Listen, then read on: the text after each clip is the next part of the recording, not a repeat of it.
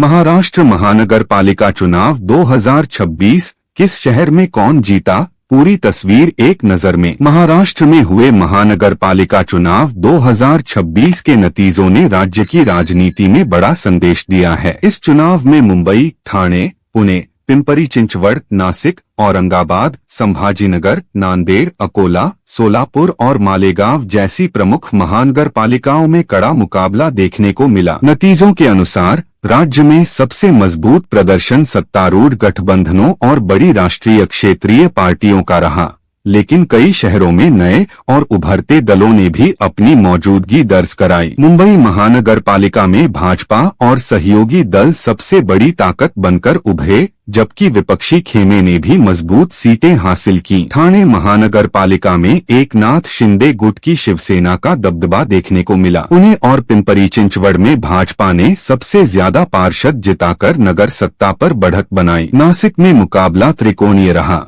जहां भाजपा, कांग्रेस, राष्ट्रवादी और निर्दलीय उम्मीदवारों ने सीटें जीती। औरंगाबाद, संभाजीनगर और नांदेड़ में एमीन ने कई वार्डों में जीत दर्ज कर खुद को निर्णायक ताकत के रूप में स्थापित किया। वहीं कांग्रेस और स्थानीय दलों को भी नुकसान फायदा दोनों हुआ। अकोला और मालेगांव जैसी महानगर पालिकाओं में असादुद्दीन ओवैसी की party all India मजलिसी Ittehadul Muslimeen amine का प्रदर्शन सबसे ज्यादा चर्चा में रहा, जहां पार्टी ने सीधे तौर पर सत्ता में भागीदारी या मजबूत विपक्ष की भूमिका हासिल की। सोलापुर और कोल्हापुर जैसे शहरों में कांग्रेस और राष्ट्रवादी कांग्रेस पार्टी के उम्मीदवारों ने पारंपरिक पकड़ बनाए रखी। कुल मिलाकर राज्य भर में भाजपा सबसे बड़ी पार्टी के रूप में उभरी। शिवसेना के दोनों गुटों ने अलग अलग शहरों में प्रभाव दिखाया। कांग्रेस एनसीपी को मिश्रित नतीजे मिले और एमीन ने मराठवाड़ा व पश्चिम विदर्भ के शहरी इलाकों में अपनी राजनीतिक जमीन और मजबूत की। इन नतीजों के बाद साफ है कि महाराष्ट्र की शहरी राजनीति अब केवल 2-3 पार्टियों तक सीमित नहीं रही। 2026 के महानगर पालिका चुनावों ने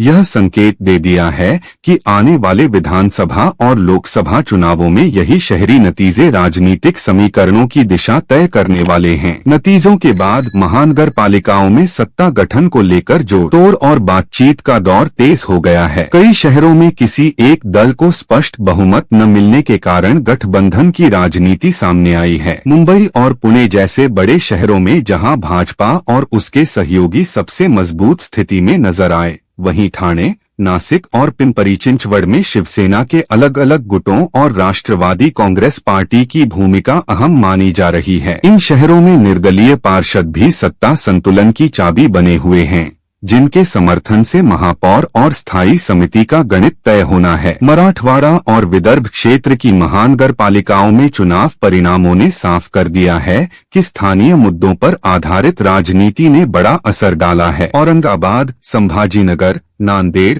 अकोला और मालेगांव में all India मजलिसी Ittehadul Muslimeen amine के पार्षदों की संख्या इतनी है कि बिना उनके समर्थन के कई जगह प्रशासन चलाना मुश्किल होगा। इन शहरों में पानी, सफाई, आवास, अल्पसंख्यक इलाकों के विकास और नगर निगम के कामकाज में पारदर्शिता जैसे मुद्दे अब प्राथमिकता बनते दिख रहे हैं। वहीं कांग्रेस और राष्ट्रवादी कांग्रेस पार्टी ने भी कुछ शहरों में अपनी पारंपरिक पकड़ बचाए रखी है, हालांकि कुल मिलाकर उन्हें अपेक्षित सफलता नहीं मिली। राजनीतिक जानकारों का मानना है कि 2026 के महानगर पालिका चुनावों ने यह साफ कर दिया है कि महाराष्ट्र की शहरी राजनीति अब बहुध्रुवीय हो चुकी है। भाजपा राज्य की सबसे बड़ी शहरी ताकत बनकर उभरी है।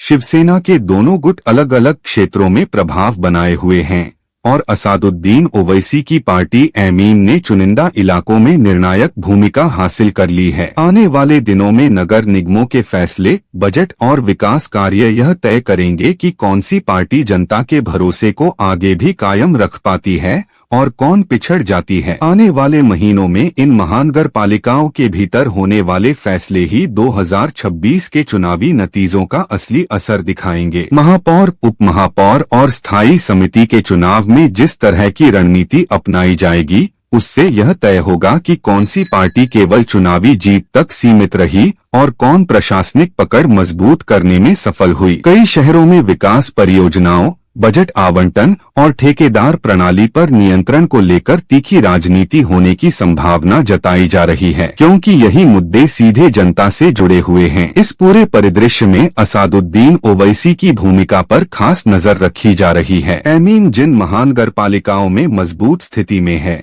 वहां पार्टी खुद को सिर्फ विरोध तक सीमित रखने के बजाय नीतिगत फैसलों में भागीदारी बढ़ाने की कोशिश करेगी। माना जा रहा है कि ओवैसी नगर निगमों के मंच से अल्पसंख्यक इलाकों के विकास, शिक्षा, स्वास्थ्य और बुनियादी सुविधाओं के मुद्दों को राज्यव्यापी राजनीति से जोड़ने की रणनीति पर काम करेंगे। यह भी संकेत है कि पार्टी अपने पार्षदों के प्रदर्शन को भविष्य के विधानसभा और लोकसभा चुनावों के लिए मॉडल के तौर पर पेश कर सकती है। कुल मिलाकर महाराष्ट्र महानगर पालिका चुनाव 2026 ने यह साफ कर दिया है कि शहरी राजनीति अब नए दौर में प्रवेश कर चुकी है। किसी एक दल का पूर्ण वर्चस्व कम होता दिख रहा है और हर क्षेत्र में अलग अलग राजनीतिक ताकतें उभर रही हैं। आने वाला समय बताएगा कि ये नतीजे केवल स्थानीय सत्ता तक सीमित रहते हैं या फिर राज्य की बड़ी राजनीति की दिशा भी यहीं से तय होती है। चौथे चरण में यह भी साफ तौर पर सामने आया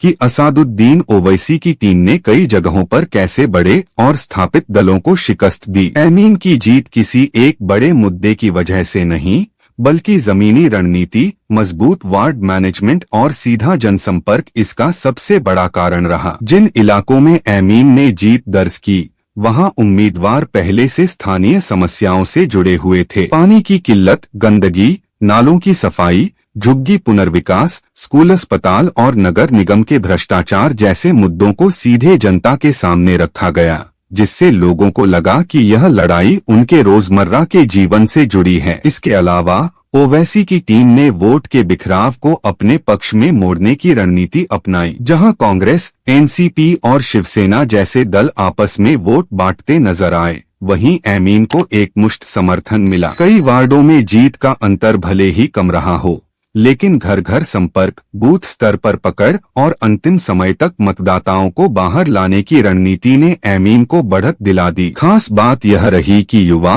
और पहली बार वोट करने वाले मतदाताओं में एमीन को अपेक्षाकृत ज्यादा समर्थन मिला, जिसने पुराने समीकरणों को तोड़ दिया। राजनीतिक जानकार मानते हैं कि यह जीत केवल चुनावी नहीं बल्कि संगठनात्मक जीत भी है। ओवैसी ने महाराष्ट्र में स्थानीय नेतृत्व को खुली छूट दी, उम्मीदवारों को इलाके के अनुसार मुद्दे तय करने दिए और बाहर से थोपी गई राजनीति से दूरी बनाए रखी। यही वजह रही कि कई जगहों पर मजबूत माने जाने वाले उम्मीदवार हार गए और एमीन ने उन्हें सीधे मैदान में पछाड़ दिया। इस तरह 2026 के महानगर पालिका चुनावों में ओवैसी की टीम ने यह दिखा दिया कि सही रणनीति और जमीनी पकड़ के दम पर बड़े दलों को भी हराया जा सकता है।